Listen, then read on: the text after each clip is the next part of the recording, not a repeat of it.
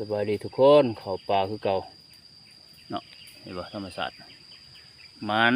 บักหางผัวตัวหนึ่งทุกคนสัตว์เขากับตัวกันคอไปพกมังม่วงกับเบิดก่อน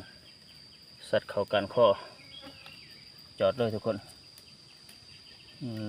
มันเลาะซื่อๆมันเลยหนึ่งเต็มทุกคนหนึ่งเต็ม